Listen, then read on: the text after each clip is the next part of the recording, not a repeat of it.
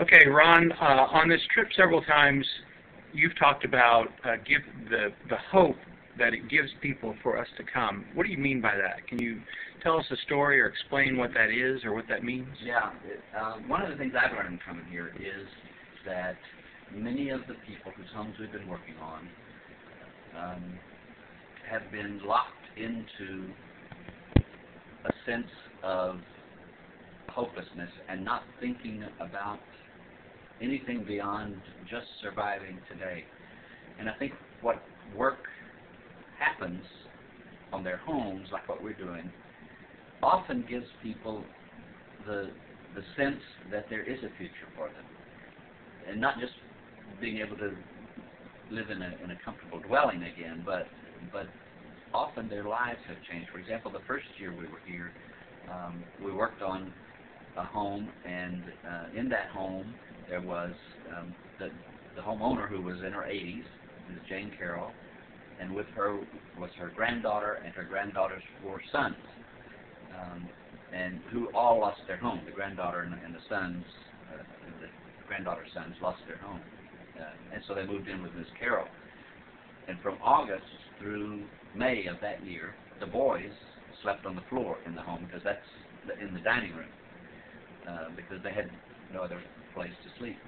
And so when we went there, we spent all week on that home, fixing up the dining room and tiling the floors and the ceilings and painting all over. And by the time we left, not only had we restored this house, but Cindy, the granddaughter, had decided to fulfill one of her dreams, which was to become a nurse. So she enrolled in nursing school, and she and her kids found another place to live, so they weren't all cramped in this small house.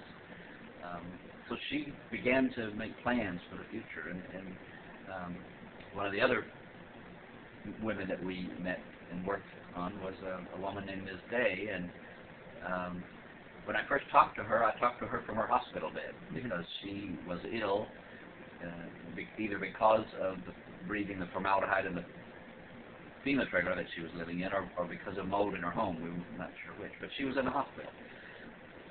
We spent part of that week working on her home, and at one point, Reverend Diana Holbrook was with us, and Diana looked out the back window and said, "Would you like to have us rebuild your garden?" She had a small garden in the back, and Ms. Day began to cry, and she said, "Yeah, I'd like that." So the women on the trip bought plants and put her garden together, and the day that Ms. Day saw that garden for the first time, we were standing in her bedroom window, and she looked out on the window, and this was a woman who used a walker, could barely move the first time we saw her. She had a cane that day. Progressively during the week, you could see her health beginning to improve as her spirits improved, and so she was looking out the window, and all of a sudden she was standing on one leg. She said, "Oh, look what I can do." She was talking about having done Pilates exercises before Katrina. This is a woman in her 70s probably. And so she was standing on one leg, showing us a Pilates exercise as she was looking at her new garden. And I called her our Lazarus story, because truly it was an example of someone almost rising from the dead. And I think part of that was a result of the care and the love that we extended to her from North Haven and Hamilton Park. So the kids are having a chance to do that for the first time, I think, as a part of a mission team themselves. And one of the things we've been talking to them about is, hard as it is to understand, when you've lived in a trailer for several years, or maybe easy to understand, you can lose that hope and that sense. Right. So hopefully this family will be back in their house soon, and who knows what good may come for them down the road because of our kids being here. So exactly, and the families that we are working on right now, the husband and wife live in the trailer, and their son, their younger son, and I'm not exactly sure how old he is, basically lives in a little what looks like a tool shed out back. It's got an air conditioner. It does look like a tool shed, but it basically is the size of a tool shed, and that's where he's been living probably since Hurricane Katrina.